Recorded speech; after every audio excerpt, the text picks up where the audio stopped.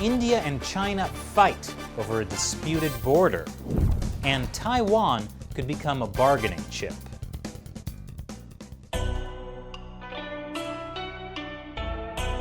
Welcome back to China Uncensored. I'm Chris Chappell. While the world is kind of distracted by this whole coronavirus pandemic, the Chinese Communist Party has started pushing the envelope in several territorial disputes with neighbors in the South China Sea, with Taiwan, with Japan, and now with India. On May 10th, Chinese and Indian troops clashed here in North Sikkim.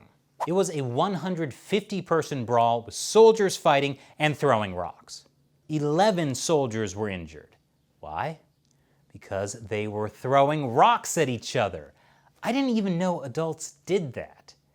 But that was actually the second incident that happened between Chinese and Indian troops in less than a week. On the night of May 5th, 250 soldiers clashed in eastern Ladakh near Pangong Lake. So at least 400 Chinese and Indian soldiers have been involved in two separate skirmishes this month. These kinds of physical disputes between Indian and Chinese soldiers happen more often than you might think. China and India actually fought a full-on war over territory back in 1962. Now, both sides have chosen to substantially reinforce the deployment of armed forces for the time being. This may remind you of a similar border conflict that happened back in 2017, when PLA troops harassed Indian ones near the disputed border. Its personnel were caught on camera jostling with Indian troops, sometime in second week of June across the ILAC in Sikkim. That resulted in a months-long conflict, but this time, both sides are trying to downplay the dispute. Chinese Foreign Ministry spokesperson Zhao Lijian said, China and India stay in close communication and coordination concerning our border affairs within existing channels. Meanwhile, one of India's top generals said, as far as the situation in the northern border is concerned, I will not call it skirmishes, I would rather say it is face-offs, and these face-offs have been happening in the past also. Nothing new about it. Yes, India and China are involved in a face-off. The Chinese Communist Party is trying to box India in. They control a port in Sri Lanka that could one day become a naval base. They're also helping India's rival, Pakistan, build another port that could also one day become a naval base. And they've been trying to interfere politically in several countries that border India: Nepal, Bhutan, and Myanmar.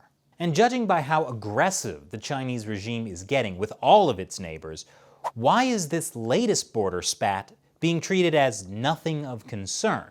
Well, it could be because India is still deciding if it wants to align with China or the US.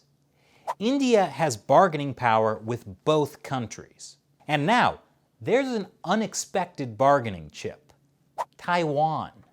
India, which is set to take over as the next chairperson of the World Health Organization's decision-making executive body in May, is faced with a major choice on whether to support a US move to reinstate Taiwan's observer status at the World Health Assembly, or to China's opposition to it.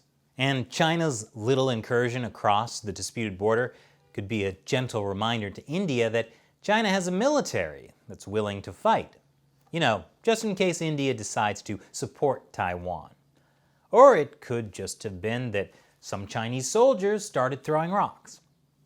But if India feels like it has to make a choice between China and the United States, the choice is obvious, I hope. One shares India's democratic values.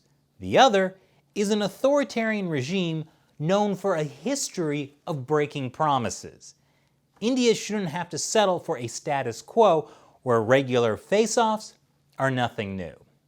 Speaking of which, since these latest face-offs, Chinese helicopters have been spotted flying along the border, and Indian fighter jets have now been deployed to the border as well. Something tells me I should save this graphic for future use. And now it's the time when I answer questions from you, my loyal 50-cent army, fans of the show who support what we do through the crowdfunding website Patreon. Hydrogen 1 asks, thoughts on CCP taking/stealing vaccine information across the globe in order to create and use as a bargaining tool? Great question. As if starting a deadly global pandemic wasn't enough, the Chinese Communist Party has now been accused of trying to steal data on coronavirus research and vaccines. This claim has been made by the FBI and the Cybersecurity and Infrastructure Security Agency. They didn't give a whole lot of proof, but it certainly follows the Communist Party's MO. Countries around the world have shut down their economies because of the coronavirus.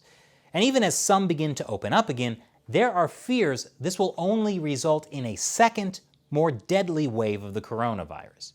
So if the Chinese Communist Party held the only vaccine for the coronavirus in its hands, it essentially can hold the entire world hostage, since the entire world's economy would be on the line. And maybe then, countries wouldn't be so eager to investigate the origins of the coronavirus, or pull their supply chains out of China. Basically, the Communist Party is trying to turn the coronavirus into a weapon it can use against the rest of the world. I hope it doesn't succeed. Thanks for your question.